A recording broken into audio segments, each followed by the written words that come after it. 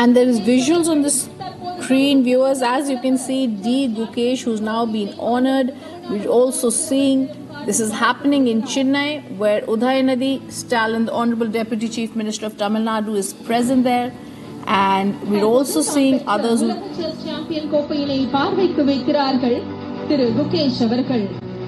தந்தை மகற்காற்றும் நன்றி அவையத்து முந்தி இருப்ப செயல் எனும் குரலுக்கு ஏற்ப குகேஷ் சாதிக்க உறுதுணையாய் இருந்த மாண்புமிகு தமிழ்நாடு முதலமைச்சர் அவர்களுக்கும் இந்த இனிய தருணத்தில் நன்றியினை தெரிவித்துக் கொள்கிறோம். தற்போது டி குகேஷ் அவர்கள் மாண்புமிகு தமிழ்நாடு முதலமைச்சர் அவர்களுக்கு வேர்ல்ட் செஸ் செட்டினை பரிசாக வழங்க உள்ளார்கள். உலகின் செஸ் சாம்பியன் நம் மகன் கிராண்ட் மாஸ்டர் குகேஷ் அவர்கள் குகேஷ் போன்ற பல சாதனையாளர்களை உருவாக்கும் மாண்புமிகு தமிழ்நாடு முதலமைச்சர் அவர்களுக்கு குகேஷ் அவர்கள் செஸ் செட்டினை வழங்குகிறார்கள் நினைவு பரிசாக.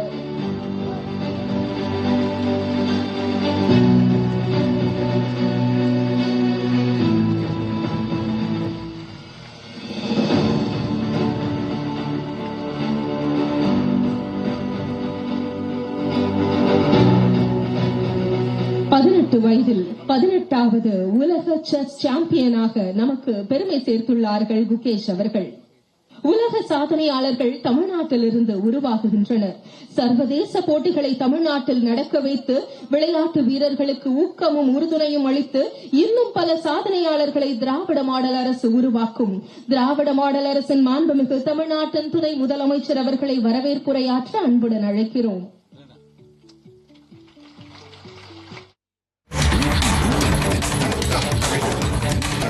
माननीय सभापति महोदय, सबसे पहले मैं आपके प्रति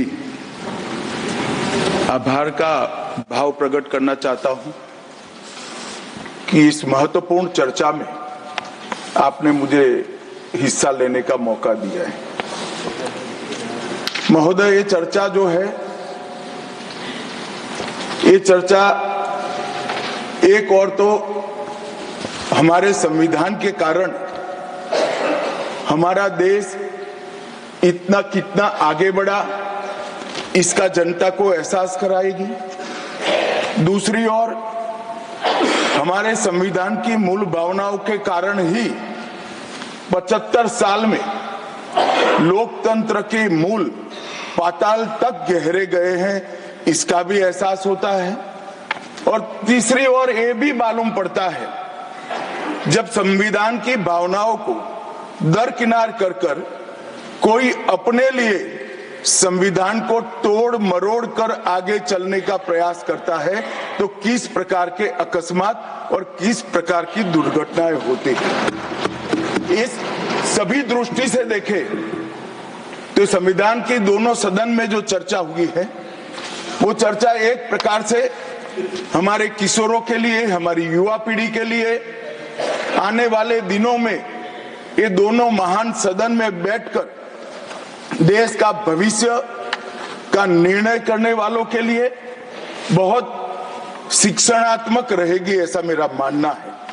और देश की जनता के लिए भी क्षीण करने में बहुत मदद करेगी कि किस पार्टी ने आज जो 75 साल की मीमांसा होगी, इसमें स्पष्ट हो जाएगा किस पार्टी ने जब जब जनता ने शासन अपने वो पार्टी के हाथ में दिया, संविधान का सम्मान किया है या नहीं किया है।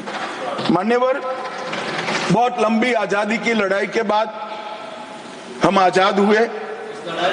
जब हम आजाद हुए तब दुनिया भर के कई राजनीतिक पंडितों ने कई आगाहियां की थी कि ये देश बिखर जाएगा, शायद बन ही नहीं पाएगा।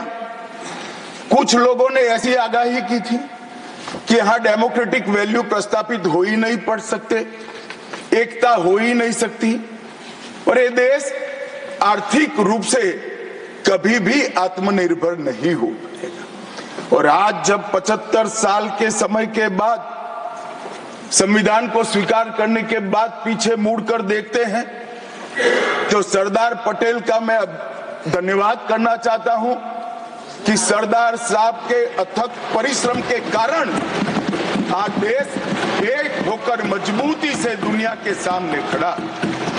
मान्यवर,